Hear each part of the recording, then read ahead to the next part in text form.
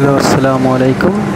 আমি বিডি রেজাল হাওলাদার আপনাদের সাথে আছি নতুন একটি ব্লগ নিয়ে। এখন আমরা এই ব্লগটি দেখতে দেখতে একটি ইসলামিক ইতিহাস এবং এই সারা পৃথিবী আল্লাহ তাআলা কীভাবে সৃষ্টি করেছে তার একটি সংক্ষিপ্ত বর্ণনা দিয়ে শুরু করি। আসসালামু আলাইকুম ওয়া রাহমাতুল্লাহি ওয়া বারাকাতুহু। শুনুন, এই পৃথিবীতে মহান আল্লাহ তাআলা অনেক সুন্দর করে সৃষ্টি করেছেন। অনেক গাছপালা, তরুলতা, মাছ, মানুষ, অনেক কিছু সৃষ্টি করেছেন। তার ভিতর সৃষ্টি সিরাজুল আশরাফুল মাখলুকাত, যা মানুষকে বলা হয়। 18,000 মাখলুকাত আল্লাহ তাআলা সৃষ্টি করেছেন 3 ভাগে বিভক্ত করে।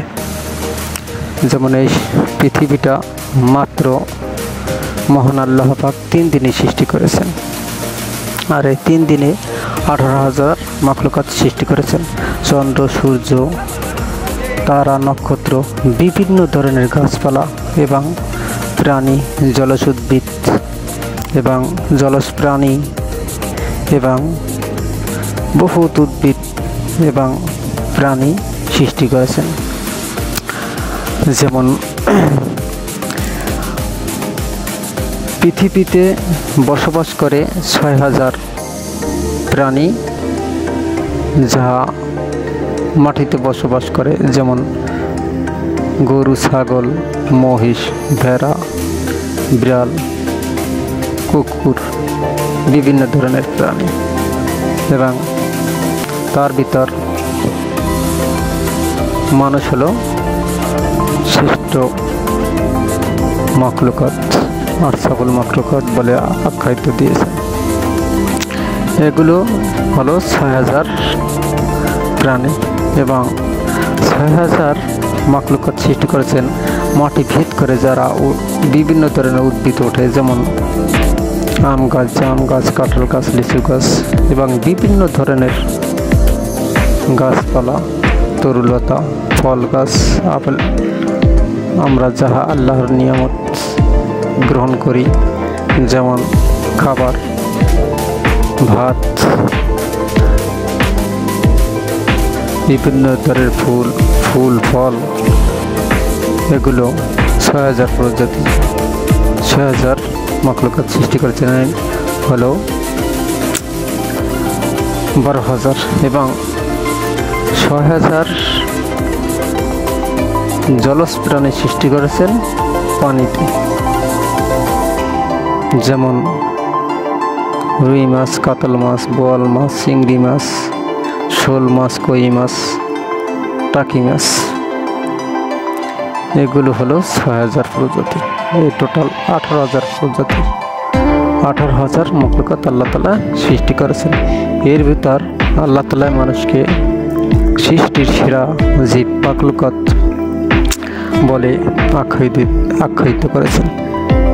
দেখুন, এই যে 6,000 এই 3 বারে 3 ছক 18,000 মাখলুকাত সৃষ্টি করেছেন। এর ভিতর মানুষকে আল্লাহ বুদ্ধি সম্পন্ন প্রাণী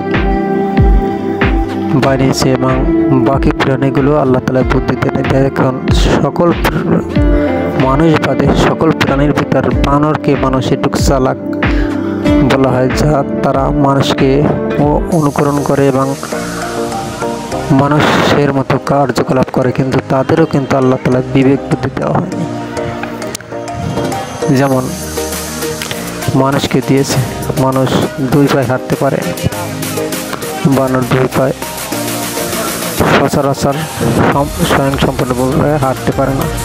একমাত্র মানুষই 2 পায়ে স্বয়ংসম্পূর্ণভাবে এবং ত্রুটিমুক্তভাবে হাঁটতে পারে। এই মানুষকে মহান আল্লাহ তাআলা সৃষ্টির সেরা জীব করে সৃষ্টি করেছেন। এই জন্য আমরা বলি আলহামদুলিল্লাহ। প্রতিটি মানুষই কোনো না কোনো কাজ করে বুদ্ধি খাটিয়ে। যেমন ধরুন,